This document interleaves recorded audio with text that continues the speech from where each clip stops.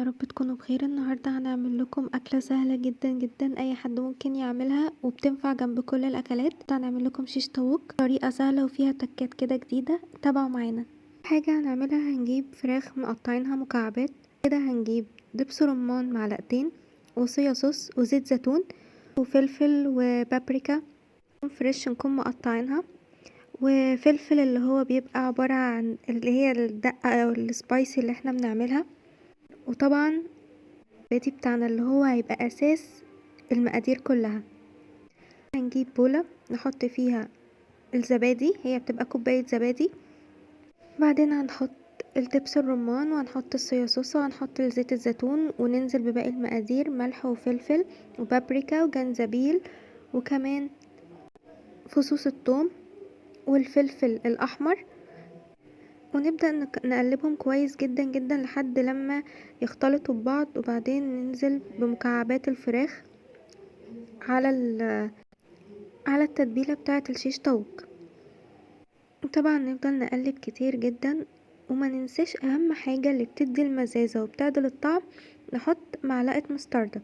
وبعدين نبدأ ان احنا نقلبهم مع بعض، ونجيب اي حاجة نحاول ان احنا نقفل بيها الطبق، اللي هو الاسترتش ده اللي احنا بنجيبه من السوبر ماركت، ونقفل على الفراخ بحيث ان هي تتبل ونحطها في التلاجة الفترة اللي احنا عايزينها. طبعا هنبقى مجهزين حاجة، هنجهز ايه بقى؟ الخضار بتاعنا في الوقت اللي هتبقى سايبين فيها الفراخ تتبل. هنجيب فلفل الوان، هنجيب بصل، طماطم، اي خضار بقى احنا عايزين نحطه، ونبدأ ان احنا نقطعهم مكعبات ونتبلهم بملح وفلفل.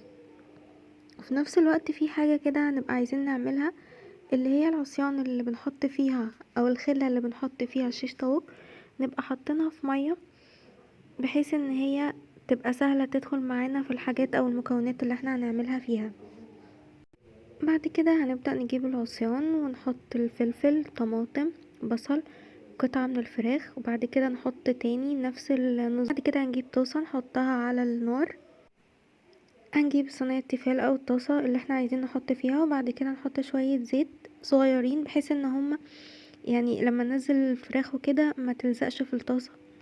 بعد كده نبدأ ننزل الشيش طاووق بالتدريج لغاية لما ياخد الصدمة بتاعة النار، او بمعنى اصح ينزل الصوص بتاعه، ولو في شوية صوص مثلا من التتبيلة بنحطهم عليه.